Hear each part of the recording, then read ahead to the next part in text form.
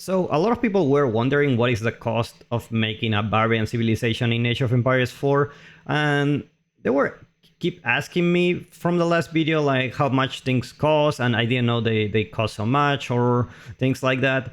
So in this video I want to share with you what would I think based on my experience working in the game industry for many years. I work on AAA studios, I work with freelancers, I know quite a bit about the game industry.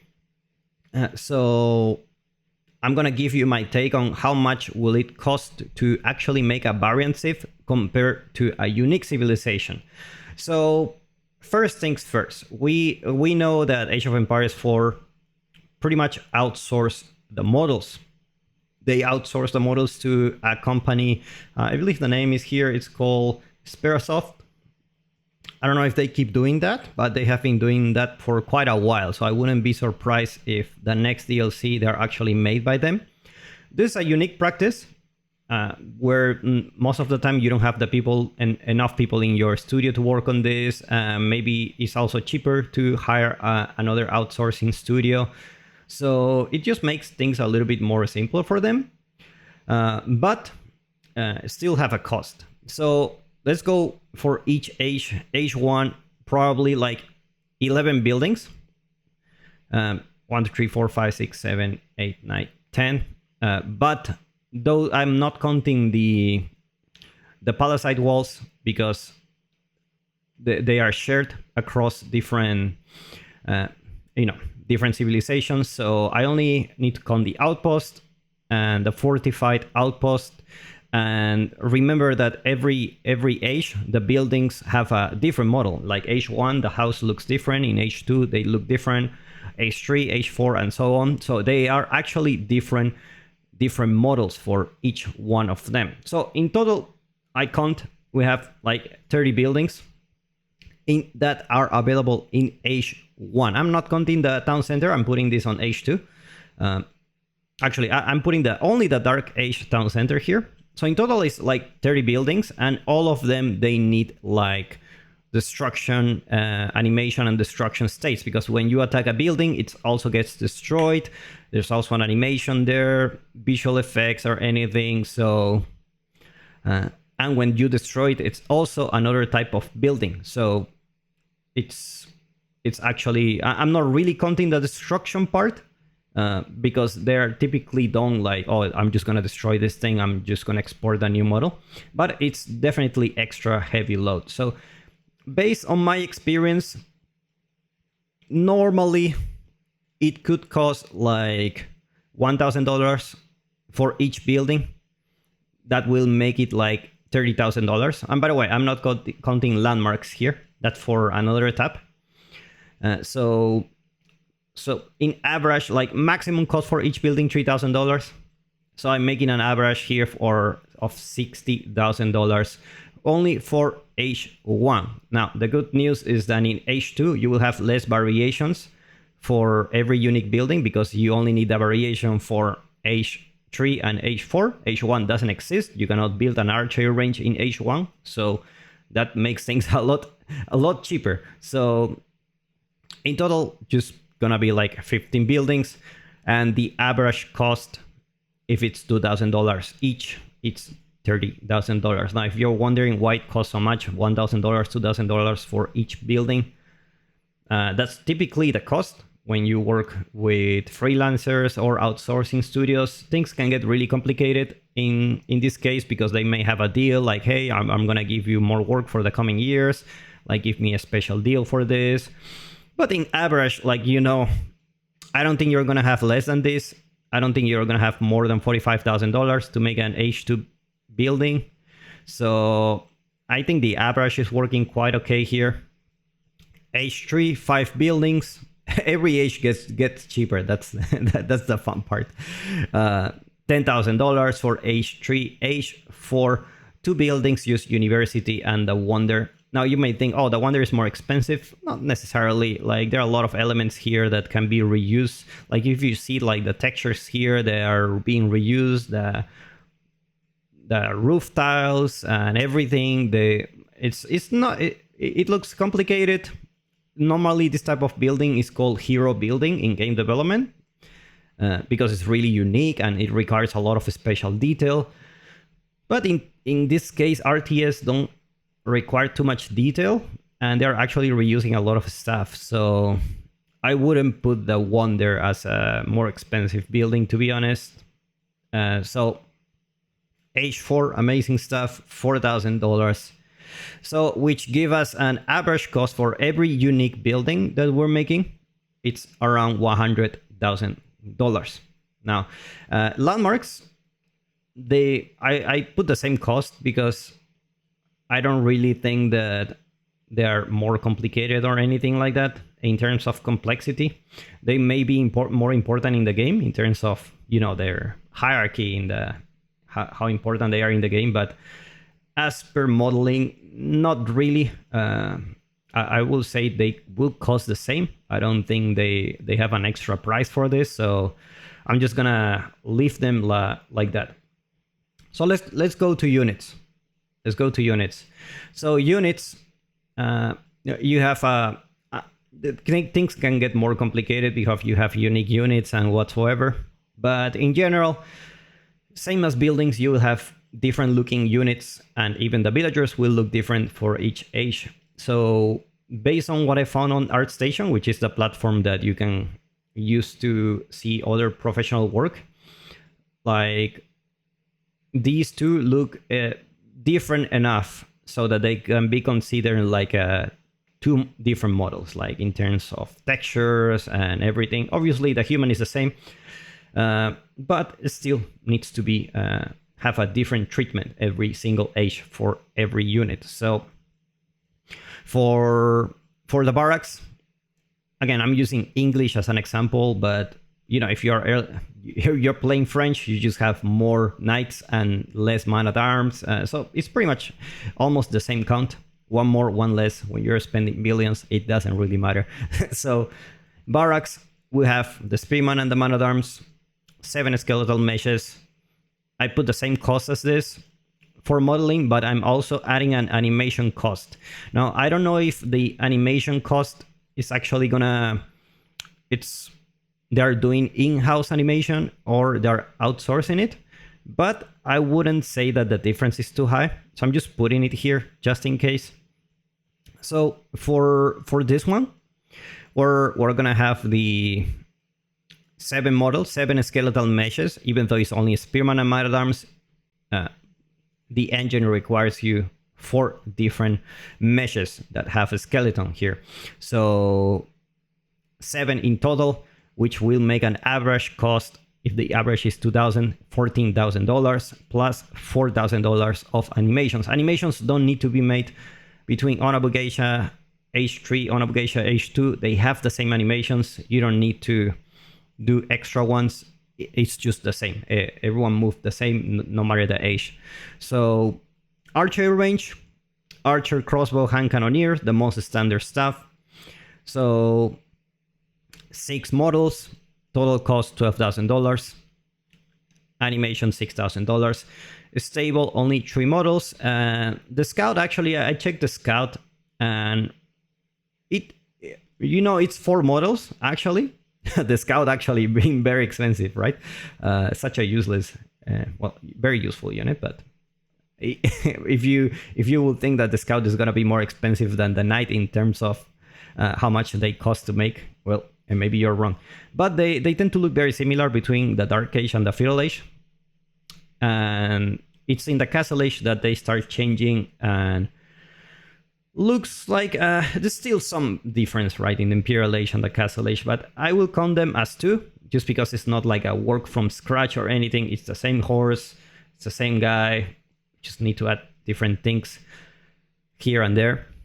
So in total, 7 skeletal meshes, which give you a total cost of $14,000 and $6,000. So to have unique characters, in total, we will expend an average of $56,000. Now, these are like things that need to be made if you're making a unique civilization. If you're making a variant civ, you don't necessarily need to do this. Like, for example, French is the most simple one. They just have the same landmarks, the same buildings, the same voice lines. The only unique thing they have is, John Dark and a couple of unique units like the Man-at-Arms, the Hero, and the Riders. So I'm not counting them because every civ is different. But most of the heavy work is here. So unique units, for example, for Order of the Dragon, obviously they will need to be different, right? So you will still need to spend this amount of money for unique units in the case of Order of the Dragon, but for other civilizations you wouldn't need.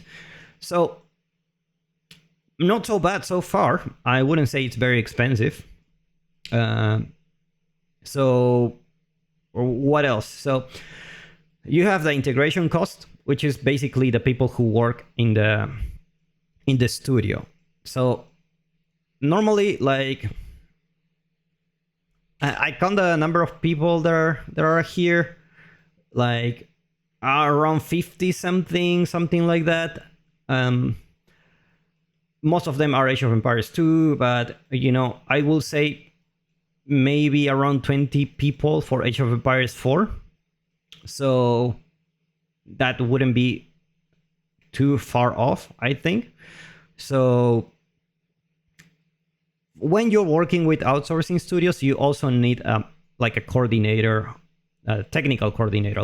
He's also a 3D modeler. Usually he's a very experienced guy, and usually it's gonna coordinate with the outsourcing studio and will approve or not approve the quality of the models if they are following the art direction, if are well optimized, and so on and so on.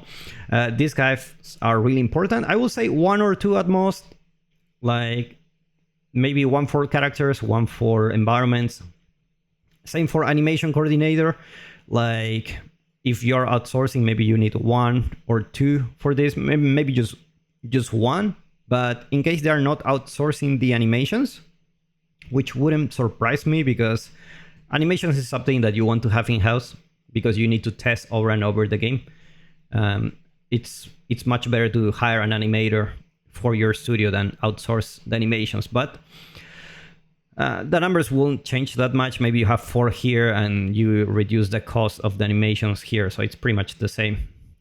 Testers, I'm actually putting them like 3 or 4.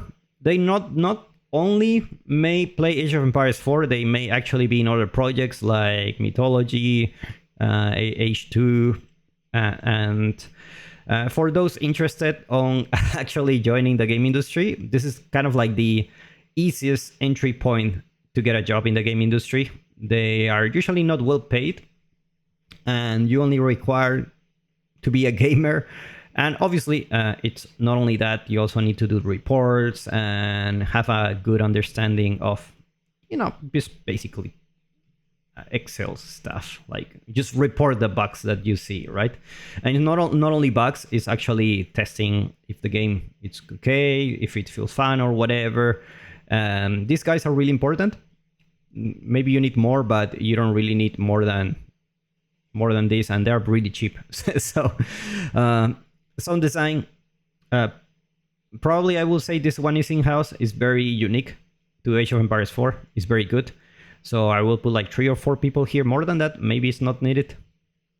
So programming, actually 2 of them, gameplay and programmers. What's the difference? Gameplay programmers are pretty much like game designers, but they actually know how to code and they actually implement all the stuff in the game to make it fun.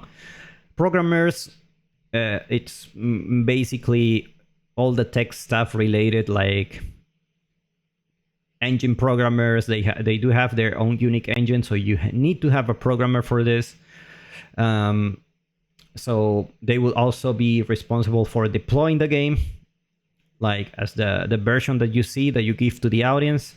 So they're really important. I would say 2 or 3 between this, like 7 programmers in total, maybe. Producer, you need 1. Associate producer, you need 1. So associate producer is pretty much like more having an overview of the game itself, but all the things that are happening inside, like it's more that of a technical type of producer. He's more in charge of like the everything that is going smooth, and for all these guys here. And the producer is like a step ahead, like in general, like will take care of the marketing, KW for the marketing. It will take care of all the stuff that is not really related to technical stuff, but is still needed. If you want to thank someone for marketing, probably you should thank Beastie, Aussie Drongo, and all other content creators. They're doing the God's work here. So I will say minimum salary. This will depend on the country. Game development is not the best paid career. So you really need to thank these guys. Like it's a huge amount of effort. But I will say an average cost will be $59,000 for the specialists. The testers are not specialists. This could be you right now. Probably a minimum salary of $8,000. And an average of $4,600 for all the testers. And so in total, like maybe we are having, they need to spend $64,000 every month, no matter what, no matter like if they're making a variant civ, if they're making a unique civilization, they may be spending this no matter what every month, at least. It could be more or less. I mean, I don't work there, so I don't have any specifics. I just know pretty much the salaries of the industry. And this is roughly the number that you will see. Every month you will need to spend this. So costs that can't be avoided. And I'm putting this in batches of 6 months and 12 months. So because anything less than 6 months, you cannot really do anything. Over 12 months, probably is taking a little bit too much time. So in 6 months, the salaries that you see here are gonna be $384,000 average, counting everyone here. And in 1 year will be $700,000, something almost 1 million if you put the maximum cost. And the outsourcing will be, the outsourcing that you see here will be like $172,000 to make this unique buildings for every new civilization.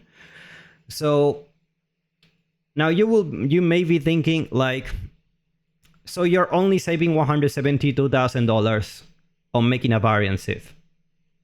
That doesn't look like too much money saved for a variant civ, right? Or you rather just give me a unique one.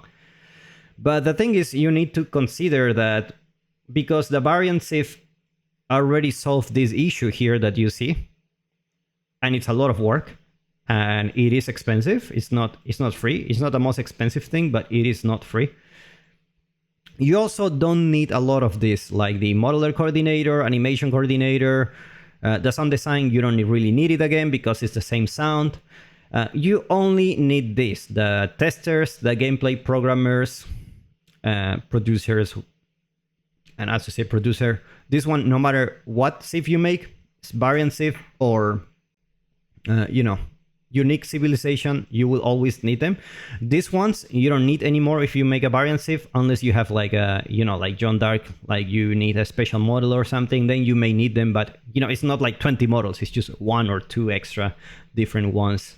Or Order of the Dragon, where they have like every unique, like the gilded man-at-arms and everything, then you may need those guys here. So in order, let's just imagine it's just like French or something, you wouldn't need these guys. So this is the cost of making Age of Empires 4 in 6 months, probably. But if you're making a variant civ, probably you're saving around $168,000 plus the unique cost of this. Now, I don't think the variant civ can take that long, but I also don't think it's less than 3 months. Like anything less than 3 months, like that should feel super rushed. Like game development usually, like it's very It's very long. It's slower than what people think. Like a lot of people may think, just put a button here, whatever, and finish. It's actually a tremendous amount of effort, and things take always longer than what you expect. So I will say 3 months is not really a realistic time for releasing a variant civ. 6 months, I will believe it. I will believe it. And the thing is, because you're not using these guys for the variant civ, you're actually putting them here. So they're actually working on some... I mean, you're always working, right? you have a salary, but you're not spending this here. So this guy may be working on other civ. But I will say 6 months for a variant civ, maybe a good time to make for both of them. Maybe like we're talking about like the 2 variant civs that are gonna be released. More, it's possible, but I will say that like unique civilizations are harder to make because you need a lot of more research, and you need models, you need textures, unique voice lines, and everything new that you add to the game is definitely adds a lot of complexity. So the moment you were all waiting for, what do I think based on this? Like, what is the cost of each civ? The possible cost of a variant civ, probably $200,000 in average. Like, this can change. Maybe they have unique siege, like the Byzantines. So this may be between the minimum of $126,000 to an average cost of $200,000 something dollars to $300,000 something dollars. And for the cost of a unique civ, I wouldn't say it's less than $500,000. It's funny how $500,000 sounds like very, very expensive. $500,000, almost $600,000 minimum. I don't think it's less than this. Average cost of almost $1 million, $940,000, and probably not more than $1,350,000. So I know that recently in the last days a lot of people are complaining, like, why you give me 2 variant civs, why don't you give me unique civ, like this is a scam, like you only need to move a button here and that's it, and you're not working, you're just lazy, whatever. This is expensive, and maybe this is the price for each variant civ. So maybe we're talking about $400 for 2 variant civs, right? And it's a lot of work. Even without this, even without all of this, and the variant civs, they do have unique landmarks, some of them. So we know that all this cost cannot be avoided sometimes, but they do reduce quite a lot of it. So especially like voice lines or whatever, like they do save a lot of money. Like, because a variant civ can take less time, I'm just putting this average cost like $200,000, and this cost for unique civs probably $1 million almost. For every unique civ, not necessarily. Like a lot of people work on multiple tasks at the same time. So maybe it's just 1 million for the 2 civs, unique civs that you're getting. Maybe not. Maybe it's more. Maybe it's less. That's why I'm having a minimum and a maximum number here. So this should give you an idea how much they cost. And some of you that are like thinking about like 2 civs, 2 variant civs is not too much. It is a lot. It is a lot of work. Usually these developers are like they do work a lot. They work a lot. Game development is one of very, very hard thing to do. They work quite a lot of hours, a lot of overtime, a lot of some of them are even not getting paid enough. Game development is not easy for sure. And on top of that, you need to recover the cost of these. I don't know that. I don't work there, and I don't have information on how many sales they're getting, and plus the Xbox, plus the new PlayStation it's coming, like, or how they distribute the money between, you know, different ages, Age of Empires 2, Age of Empires 4, mythology, whatever. It's like, things can get really complicated, but it's just for you to realize how much effort that goes into make a single variant safe. They need to go from prototyping to, you know, testing, and, you know, even if they're using the same models, you still need to constantly work on those. And I think everyone, I haven't find a person that tells me like, oh, this safe is so boring, like whatever. I think everyone just finds all the variant civilizations very unique in their own way, some more than others, and it just proves that the devs, yeah, they do care a lot, you know. Like, a team of 50 may look like small compared to other AAA studios. Like, I remember when I was working at Ubisoft, we have like thousands of people working there. We're talking about more than 10,000 worldwide. Some studios will have like more than 1,000 people. The studio I was working, we had like 400 people, and obviously every project have like less and less people, but to me, usually when it's the team is smaller, they tend to care more about the game, and it shows.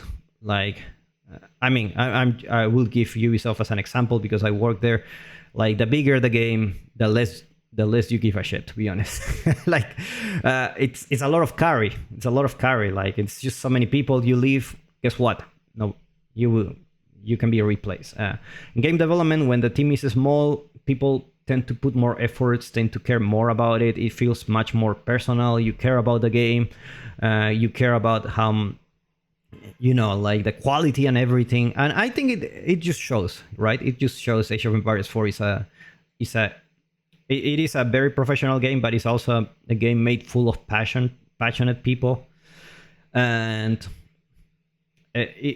it's just for you to appreciate all the work that goes here behind the scenes, all the process that you need, and all. Maybe you didn't think about this. It's like just a house. No, it's not just a house. It's like every house for different age, different textures, different models, every state. When they break this house, how it's gonna look like, what's the sound it's gonna have. And the destroyed version, the debris you see, like the destroyed castle, the destroyed keep that you see after you take it down, the destroyed wonder, which you will never see because you actually never managed to take down one. This kind of stuff, it all counts. It's really, really, really hard to make a game. Obviously, I'm not insider. I don't have like unique information. This is based on my own experience working in the industry for many, many years. And I wouldn't say these costs are off. It's actually very, very expensive to make even a variant civ, which is not again, I said before, they do an amazing work with the variant civs. I think at the beginning people were worried about like, what is this, like Joan of Arc, what the hell, Order of the Dragon, you guys are crazy. And after they tried, it's like, actually this is really fun. I like it a lot. I hope we have more, and the devs know that. And hopefully you can see the difference in price between this and this. It's not only the prices you see here, it's also the time spent. But it's not like they make it in 1 week and then you have the variant safe. They still need to, I would say 6 months at least to make one. Less than 3, I don't think it's possible. 4, 5, 6, maybe possible. Less than 3 is impossible, guys. This is a lot of work. At least 6 months making them, I think. So hopefully this will give you some insights or on how much a game costs to make. Hopefully appreciate more the work of the devs behind the game that you love, the game we all love. And you know, I think the game is in a really good state. It's just a really, really good game in terms of game design. It's the most modern RTS out there, no matter what other people may say is the most modern thing you will see. It's amazing. And that's it, guys. I hope you find this informative, and I'll see you in that next one.